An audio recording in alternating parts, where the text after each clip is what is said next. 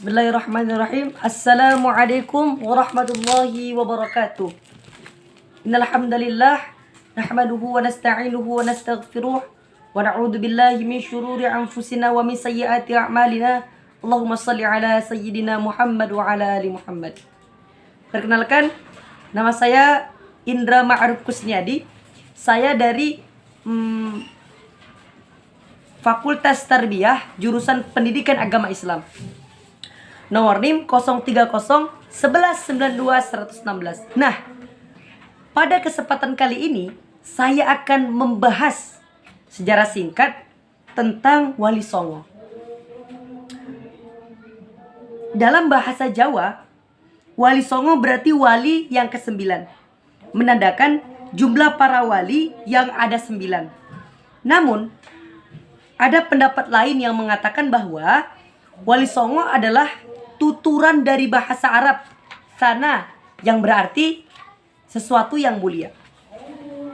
Ada juga yang menyebutkan bahwa Wali Songo adalah sebuah majelis dakwah kreasi dari Sunan Gresik atau Maulana Malik Ibrahim pada tahun 1404 atau abad ke-14.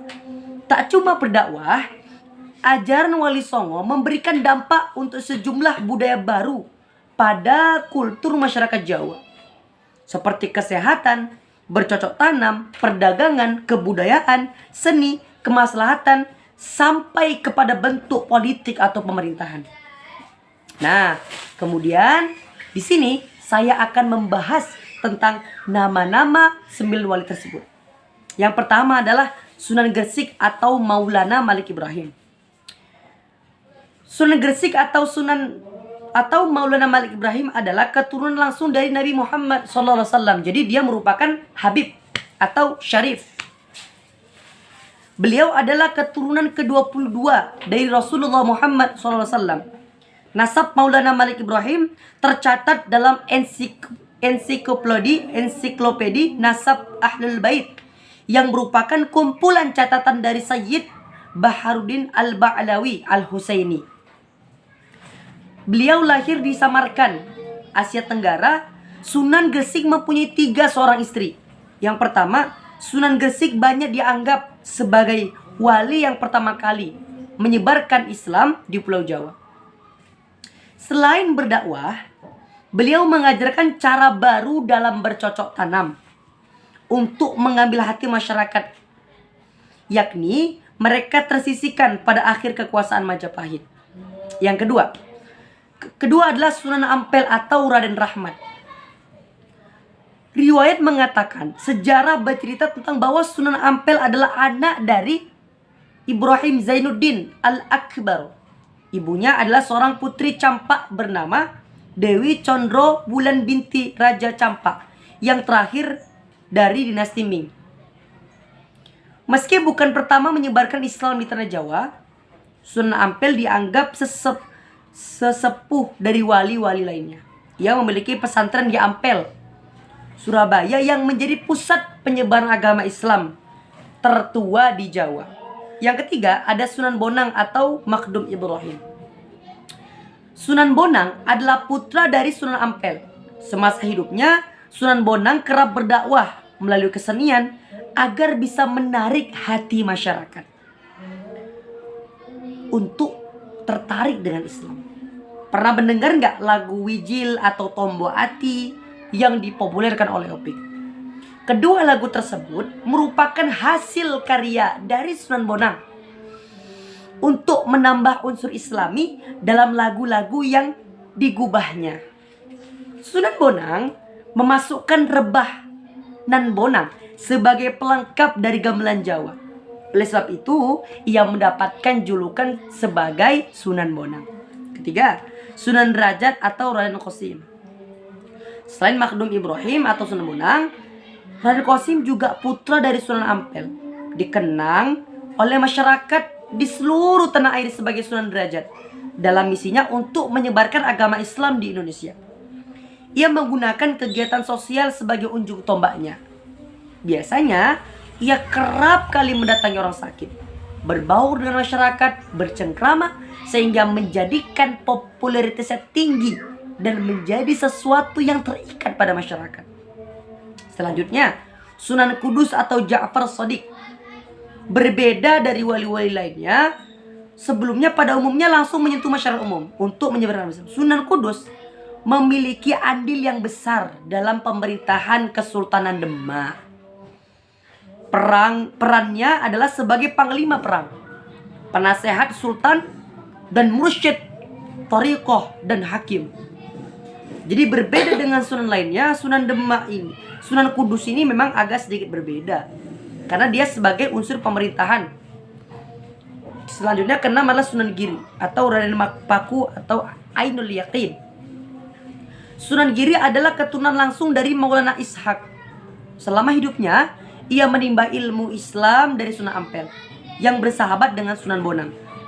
Peran besarnya dalam perkembangan Islam di Pulau Jawa adalah mendirikan pemerintahan di suatu tempat namanya Gresik. Nah, yang ketujuh adalah Sunan Kalijogo atau Raden Said. Raden Said atau Sunan Kalijaga adalah anak dari Adipati Tuban bernama Tumenggung Wali Wilatikta atau Raden Sahur. Agama Islam ia pelajari dari Sunan Bonang. Ia belajar berjibaku mendalami kitab dari Sunan Bonang. Dan dari beliaulah ia belajar menggunakan kesenian dan kebudayaan, sehingga proses dakwah yang dilakukan oleh Sunan Kalijaga atau Raden Said ini sama seperti Sunan Bonang. Kalau Sunan Bonang itu menggunakan gamelan, menggunakan bonang, menggunakan rebana untuk menjadi daya tarik tersendiri dalam proses islamisasi melalui kulturasi budaya. Sama halnya seperti Sunan Kalijaga, yang dia merupakan murid aslinya, murid kesayangannya. Ya, dan lagu-lagu yang diciptakan adalah gundul-gundul pacul-cul, gembelengan bakul mimpang. Itu adalah salah satu karya dari Sunan Kalijaga. Atau lir ilir, lir ilir. Lagu lir itu adalah lagu yang senantiasa disenandungkan untuk mengingat baginda Nabi Muhammad SAW. Nah, ke-8 adalah Sunan Muria atau Raden Umar Said. Raden Umar Said atau Sunan Muria adalah anak dari Sunan Kalijaga. Namanya Muria. Diperkirakan oleh masyarakat sekitar Kudus berasal dari nama gunung, yaitu Gunung Muria. Gunung Muria itulah tempat di mana kini Muria dimakamkan. Gaya dakwah Sunan Muria pada umumnya mengambil metode dari ayahnya Sunan Kalijaga, yakni menggunakan kesenian. Namun Sunan Muria lebih senang tinggal jauh dari hiruk-pikuk kota dan tinggal di daerah terpencil untuk menyebarkan agama.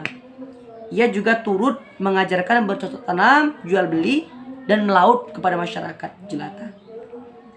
Dan terakhir adalah Sunan Gunung Jati atau Syarif Hidayatullah. Syarif Hidayatullah adalah anak dari Nyai Raja Santang, putri dari Raja Pajajaran Raden Manarasa. Ayahnya lain lagi. Nama ayahnya Sunan Gunung Jati adalah Sultan Syarif Abdullah Maulana Huda, tokoh Mesir keturunan Bani Hashim dari Palestina. Sunan Gunung Jati belajar agama dan belajar ketatanegaraan. Sejak usia 14 tahun ia sudah belajar agama dari para ulama-ulama Mesir. Sunan Gunung Jati adalah satu-satunya seorang wali yang menjadi kepala pemerintahan. Ia mendirikan kesultanan di Cirebon, pemerintahan yang sangat agung, yang menyusul berdirinya Kesultanan Bintaro di Demak. Ia memanfaatkan posisinya untuk menyebarkan agama Islam dari pesisir Cirebon hingga ke pedalaman Pasundan. Di usia yang 89 tahun, Sunan Gunung Jati mengundurkan diri dari pemerintahan untuk fokus dalam berdakwah. Tampuk kekuasaannya diserahkan kepada Pangeran Pasarian yang meninggal pada tahun 1868. Nah, baik, mungkin hanya inilah paparan penjelasan tentang sunan-sunan atau wali songo yang berdakwah di Indonesia. Semoga bermanfaat. Assalamualaikum warahmatullahi wabarakatuh.